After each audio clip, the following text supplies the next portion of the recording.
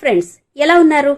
ఈ రోజుల్లో చాలా మంది శాకాహారం మానేసి చాలా వరకు మాంసాహారం ఎక్కువగా తింటున్నారు. అసలు ఈ రోజు మన దేశం ఎన్ని రకాల రోగాలు వస్తున్నాయో మీకు తెలుసా? కొత్త కొత్త రోగాలు పుట్టుకొస్తున్నాయి. దీనంతటికీ కారణం ముఖ్యంగా మాంసాహారం. మీ శరీరంలో చెడు కొవ్వు పెరిగిపోయి అన్ని రకాల వ్యాధులు చిన్న వయసు నుండే రావడం మొదలవుతున్నాయి. చక్కగా కూరగాయలు తినేవాళ్లలో ఇటువంటివి కనబడవు. కారణం అవి భూమిలో నుంచి వస్తాయి కాబట్టి. రోజు కూరగాయలు తినేవాళ్లలో జబ్బులు రావడం చాలా తక్కువ. అయితే ఈరోజు మీకోసం ఈ కూరగాయల్లోనే అతి ముఖ్యమైన బెండకాయ గురించి చెప్తున్నాను. బెండకాయను తినని వాళ్ళుండరు. అందరూ ఎంతో ఇష్టంగా తింటారు. పిల్లలైతే ఇక చెప్పనవసరం లేదు. ఈరోజు బెండకాయ తిన్నాక ఏమేమి తినకూడదు, బెండకాయ వలన లాభాలు ఏంటి అన్నది చెప్తాను. దానికంటే ముందు మీలో ఎవరైనా మా ఛానల్ని సబ్స్క్రైబ్ చేసుకోకపోయి ఉంటే మాత్రం వెంటనే సబ్స్క్రైబ్ చేసుకోండి. పక్కనే ఉన్న బెల్ సింబల్ని ప్రెస్ చేయడం మాత్రం మర్చిపోకండి. ఫ్రెండ్స్, ప్రకృతి మనకు పండ్లు కూరగాయలు ఇచ్చింది. వీటిని తినడం వలన ఎంతో ఆరోగ్యంగా ఉంటాం. అయితే ఈ రోజుల్లో ఎవ్వరూ కూడా వీటిని తీసుకోవడం లేదు.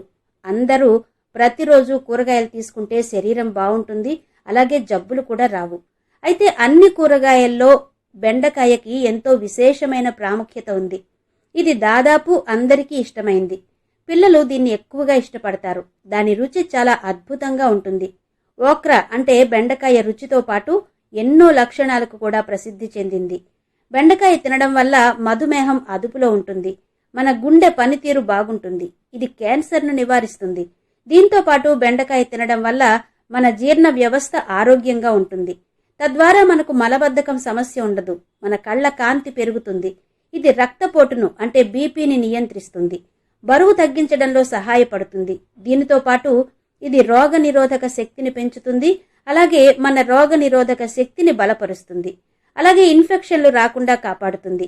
ఫ్రెండ్స్, చిన్నగా చాలా అందంగా కనిపించే ఈ బెండకాయలో చాలా ఔషధ మూలకాలు కనిపిస్తాయి.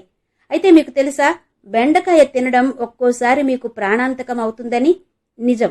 ఇది తెలియాలంటే ఈ వీడియోని జాగ్రత్తగా చూడండి. ఈ 3 పదార్థాలను బెండకాయతో కలిపి తీసుకుంటే అది ప్రాణాంతకమయ్యే విషంగా మారుతుంది. కాబట్టి ఈ 3 విషయాలు ఏంటో తెలుసుకుందాం.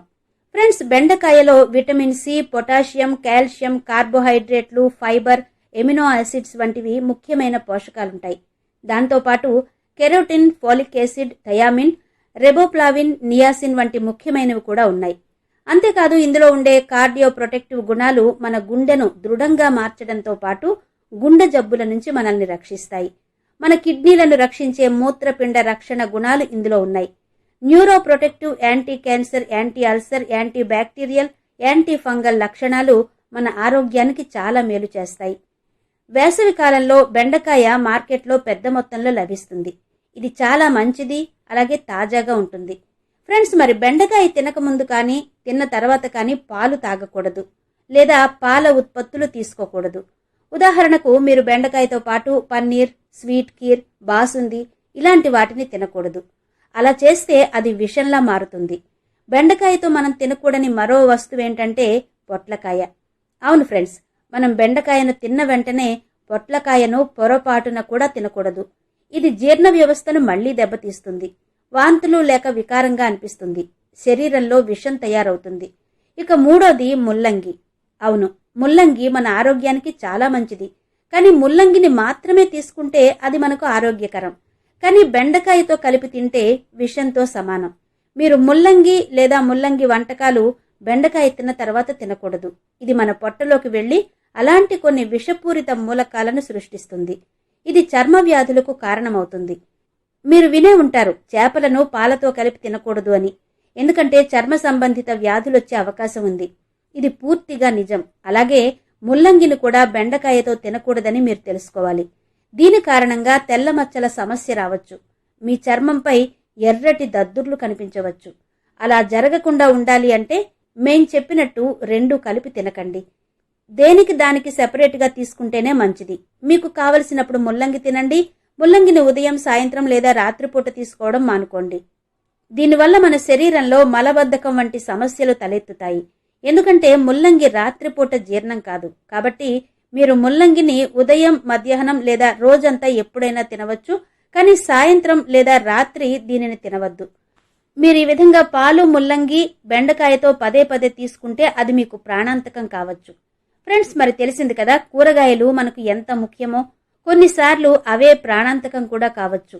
రోజు కూరగాయలు తినండి, దేనికి దానికి విడివిడిగా తినండి.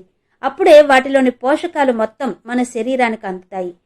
అంతేకాని అన్నీ కలగలిపి తీసుకుంటే ఒక్కోసారి ఒక్కోలా మన మీద రియాక్షన్స్ చూపిస్తూ ఉంటాయి.